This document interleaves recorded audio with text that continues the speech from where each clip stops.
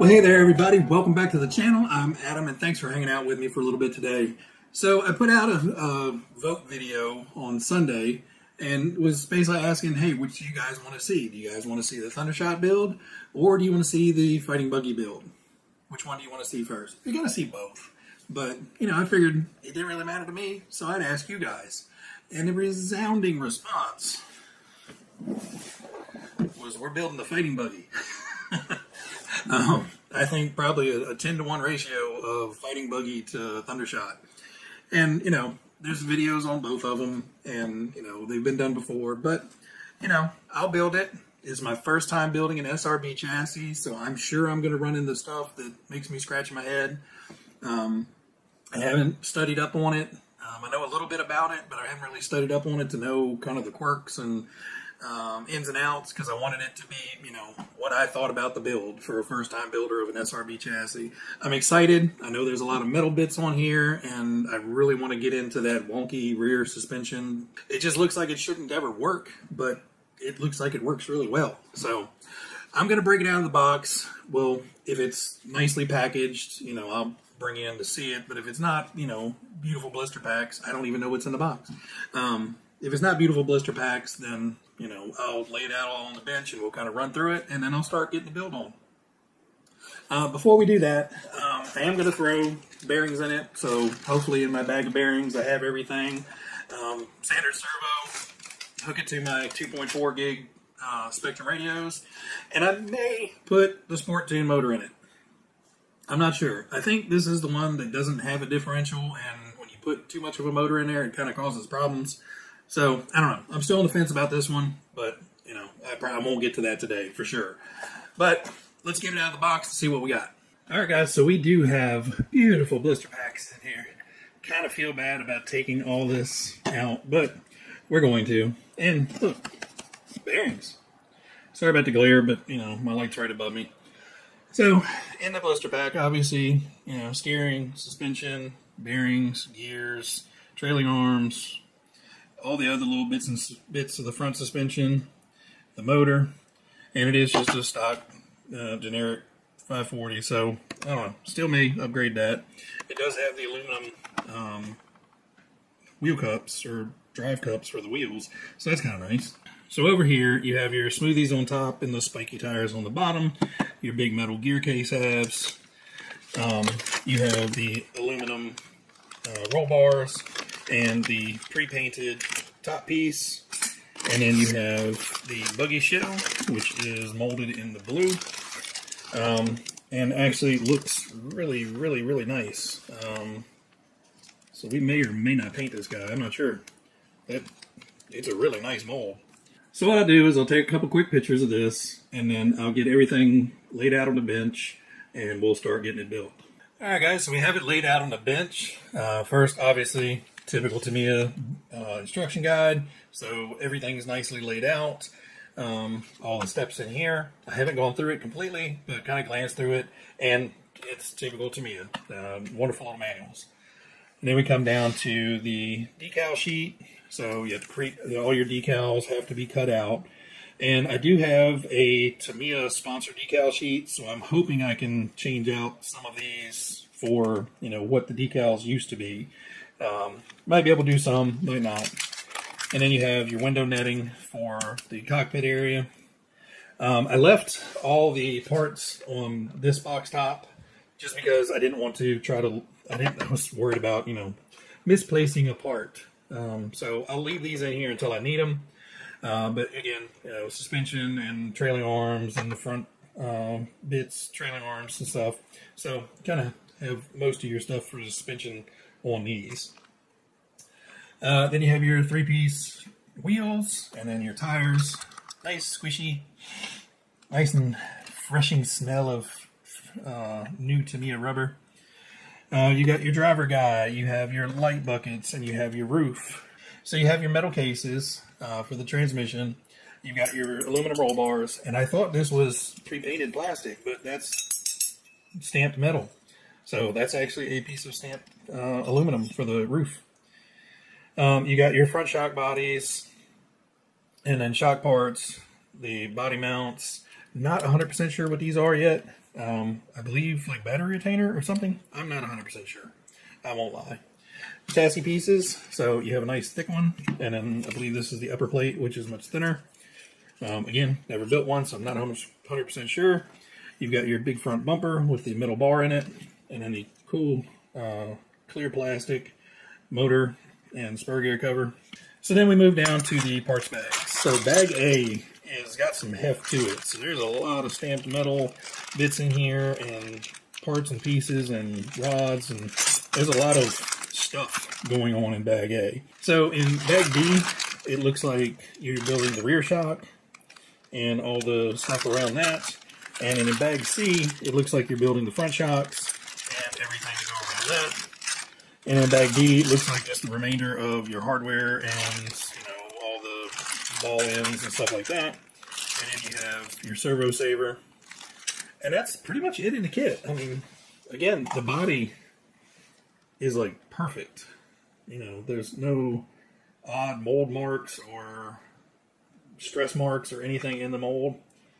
So I don't know. I may paint it. I may not. I know half of you out there are screaming, paint it, dear God, paint it. And the other half of you are like, nah, just put stickers on it. So we'll see when we get there.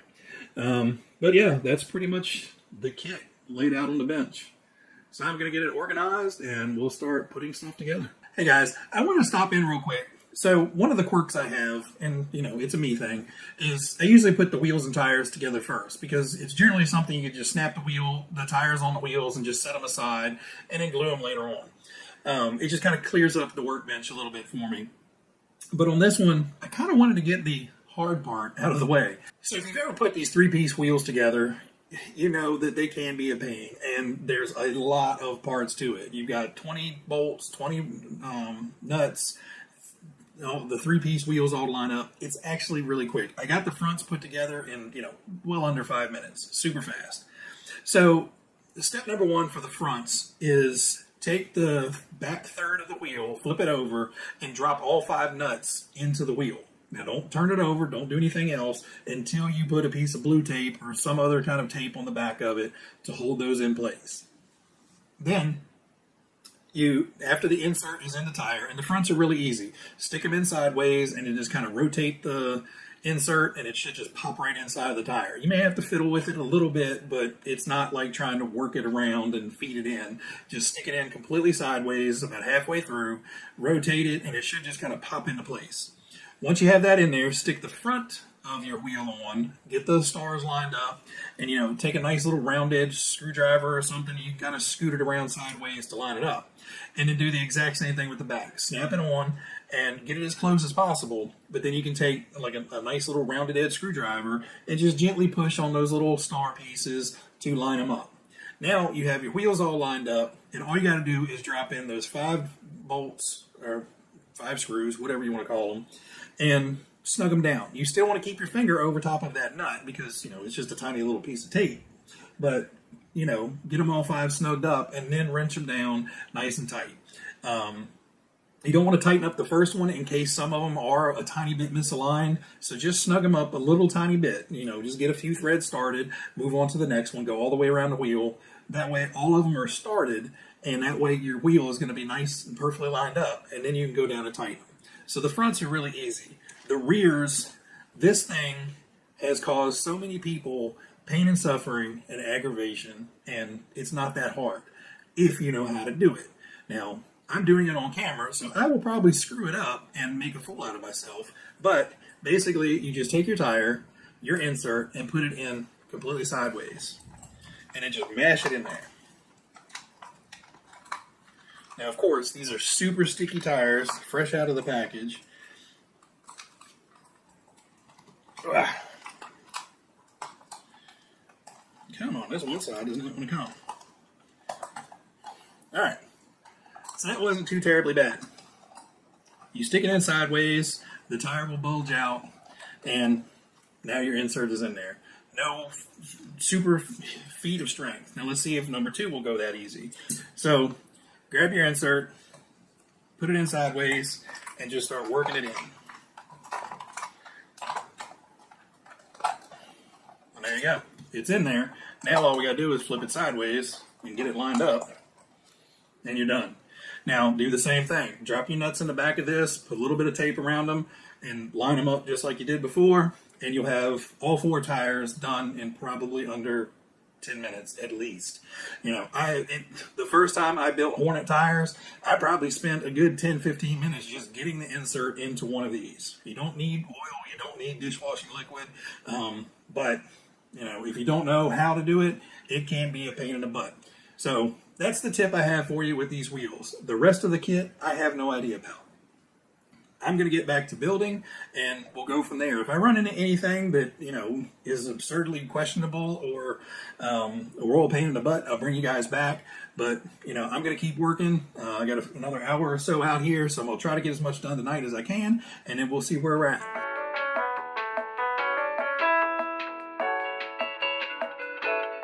All right, guys, so we've made it up to step 6 in the manual and have the transmission done, motors in, rear arms are on, drive lines in, and the, I don't know, I'm calling them spring flappers. It's the, you know, spring arm that the shock sits in between and kind of does the whole rear end boogaloo back there.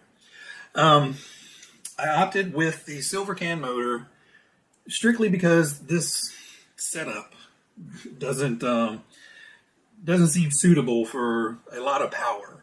The motor doesn't mount to anything. It sits in a hole, and the rear cover just kind of holds it by the motor lead sticking out to keep the motor from, you know, spinning around inside the hole. So I figured, okay, maybe sport tune, maybe a little too much for it. I don't know. Never had one, but let's not screw it up out of the gate. So silver can went in. You have 2 different gearing options. There's a low range and a high range. And there's a significant difference in there. I think it's a, what is this? A 65 and a 20 tooth and a 70 and a 15 tooth combination. So jumping from 15 tooth to a 20 tooth sounds extreme, but you're also changing the size of the spur gear as well. So I have to do math on that, and you know that needs a calculator and some scrap paper and probably taking my socks off to figure out what the actual gear ratios of those 2 are. I'll cheat and look it up online and put it here. So, battery test and everything, you know, you can barely hear it. It's super quiet. So overall, really happy with everything so far. The machined aluminum parts are top-notch.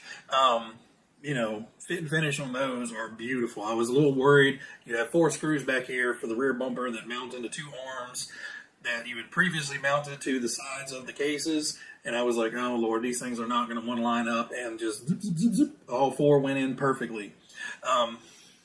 Copious amounts of thread lock on anywhere where it says thread lock, and where it doesn't say thread lock, I'm crossing my fingers that screws don't back out. I know from others running these, thread lock the bejesus out of the universal joint connections, because it seems like those are the first to fail. So this is where we're going to leave it off for this video. You know, I'm excited to keep going, but unfortunately, you know, just don't have the time this evening to keep rocking on it. Next up is to build the rear shock and get all that rear shock fluid reservoir holder on, and then we start mounting the roll bars, and then this goes on the chassis, and then, you know, it should just start snowballing from there. So far, I'm loving the build. Other than, you know, the disheartening carving the parts out of the blister packs, but you know, it'll look better outside of the box than it does inside. It does call in the manual to paint this, I think, TS16 blue. I'm still on the fence about it, but you know, I probably will. Overall, you know, like I said, the molding on this is phenomenal, and how they molded, you know, this sides, there must be some kind of slip mold or something that comes out the back, but that's a heck of a mold, and I really like that. I wish this kind of body went on a few more boogies. But anyway, guys, I'm going to stop rambling. I will see you guys on the next episode. There will probably be maybe some more videos sprinkled in between. I don't know. We'll see. I just make all this stuff as I go along. Everybody out there, you guys be happy, be healthy, be safe, and I will catch you guys on the next one. Bye.